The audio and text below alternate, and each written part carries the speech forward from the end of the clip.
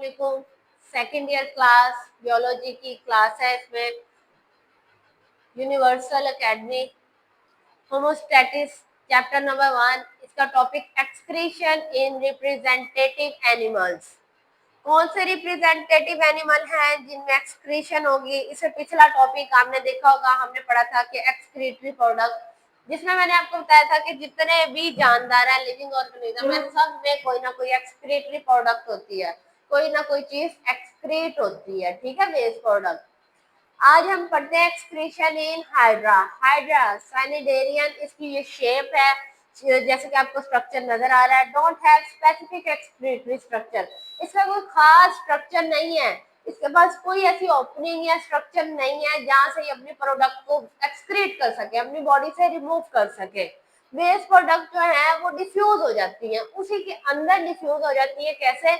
आइसोमोटिक surrounding से, उसके surrounding में से डिफ्यूज हो जाती है। डिफ्यूजन का मतलब कि किसी चीज का लोअर से लोअर हायर कंसंट्रेशन से लोअर की तरफ जाना। उनका कहना है कि इसकी जो डिफ्यूजन होती है, उसकी बॉडिंग जो होती है, उसकी सराउंडिंग होती है, उसमें से इसका वेस्ट प्रोडक्ट रिमूव हो जाता है। इसके पास कोई खास स्ट्रक्चर नहीं है, कोई ओपनिंग नहीं है जहां से वो अपना वेस्ट प्रोडक्ट निकाल सके। एक्सक्रीशन इन प्लेन एरिया। प्लेन एरिया क्या है? एक एनिमल है, किस ग्रुप से बिलोंग करता है? फ्लैट वॉर्म से बिलोंग करता है। ठीक है, इसका एक्सक्रीटरी सिस्टम क्या है? ट्यूबुलर ट्यूब, इसकी पूरी बॉडी में ट्यूब्स फैली हुई हैं जहां से एक्सक्रीशन होती है। उस ट्यूब्स को हम क्या कहते हैं? प्रोटोनोफाइड्रिन पेरिड्रम। इसकी डेफिनेशन की बात कर लें तो ये क्या है?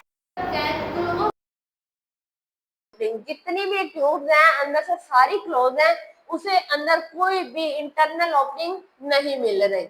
इस स्ट्रक्चर को कहते हैं ये। उसके बाद उन्होंने ट्यूबुलर सिस्टम, कैसा सिस्टम है इसका? ट्यूबुलर सिस्टम है। इसके अंदर एक्सक्रीटरी सिस्टम कैसा है? ट्यूब की फॉर्म में है, पूरी बॉडी में ट्यूब स्प्रेड हुई है, स्प्रेड थ्रू आउट बॉडी, इसकी पूरी बॉडी में वो फैली हुई है।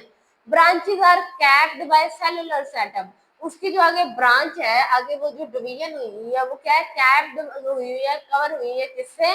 सेलुलर सेटअप से, जिसे हम फ्लेम सेल कहेंगे। फ्लेम सेल ने उसे कवर किया हुआ है। इसके अंदर फ्लेम सेल के अंदर टफल्ड ऑफ सीलिया, टफल्ड गुच्छे को कहते हैं। सीलिया जो क्या कहते हैं? आउटर पाया जाता है बॉडी की आउटसाइड पे, मूवमेंट में। जैसे फ्लैजेला मूवमेंट में हेल्प करता है, तो सीलिया लोकोमोशन में या अटैचमेंट में हेल्प करता है। तो इसके अंदर बहुत सारे सीलिया पाए जाते हैं। हुज बीटिंग प्रोपल इंटरेस्ट्रियल फ्लूइड इनटू ट्यूबुलर सिस्टम, जिसका काम क्या है? उसके जो अंदर फ्लूइड है उसे उसके ट्यूबुलर सिस्टम में कंपोज करना, मतलब कि उसके अंदर उसे रखना।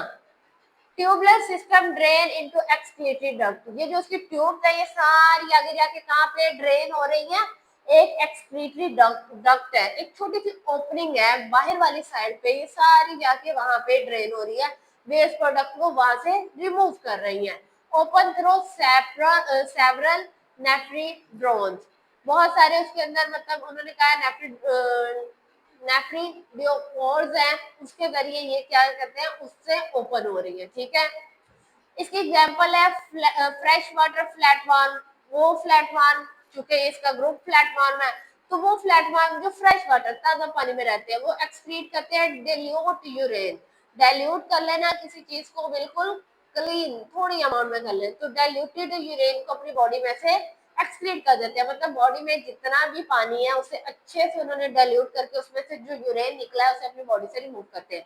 जबकि पैरासाइटिक जो है ये आइसोटोनिक है, तो होस्ट इन्वायरमेंट अपना, उसका जो इन्वायरमेंट है उससे ये आइसोटोनिक है। इससे पहले हमने हाइपरटोनिक और हाइपोटोनिक और आइसोटोनिक का कॉन्सेप्ट पढ़ा है, तो उसमें ये आइसोटोनिक है अपने इन्वायरमेंट से, और डिस्पोजिंग नाइट्रोजनस वेस्ट। और इस क्या डिस्पोज करती है, क्या निकालती है अपने अंदर से? Nitrogenous waste.